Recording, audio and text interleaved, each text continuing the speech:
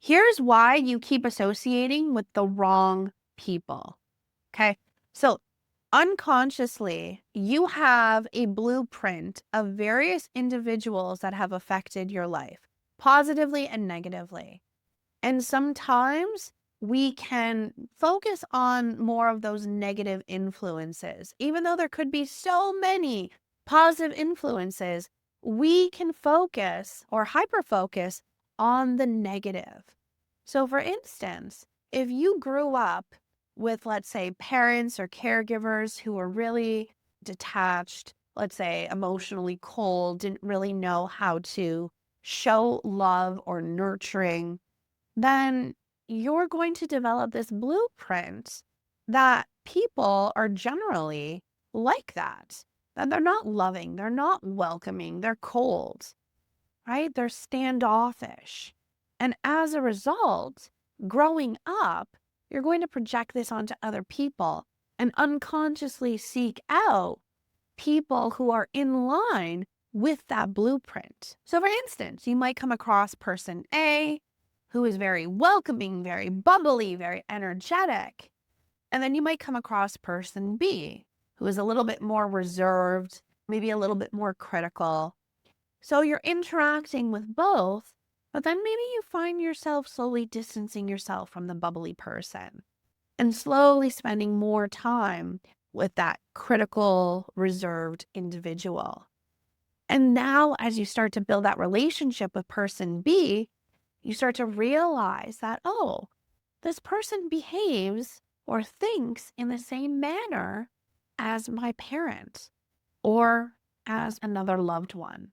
Because we've internalized this blueprint that people should treat us with disrespect or not show emotional concern or love or gratitude, respect, then this is what we're going to look for in our romantic partners and our platonic relationship.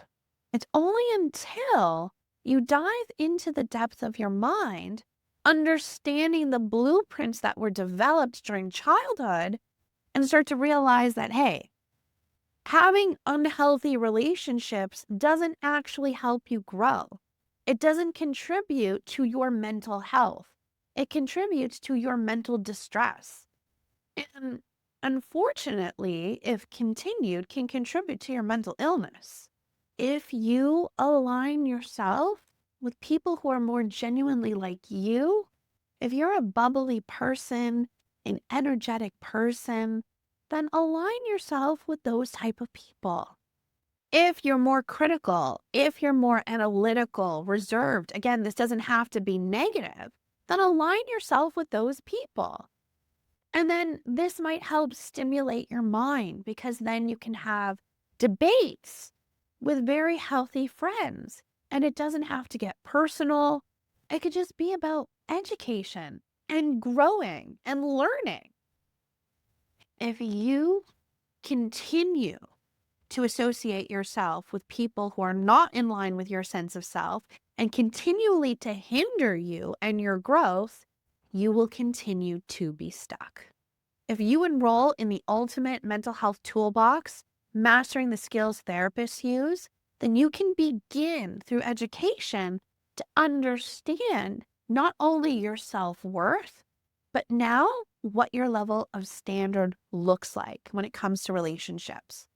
This is going to be key because if you want to live the ideal life, your genuine sense of self, then you need to be free from those who act like anchors and bring you down. You can do this. It just takes a little bit of challenging your mind and valuing yourself insofar as believing that you are worth it. You are worth having and establishing a solid circle of loved ones.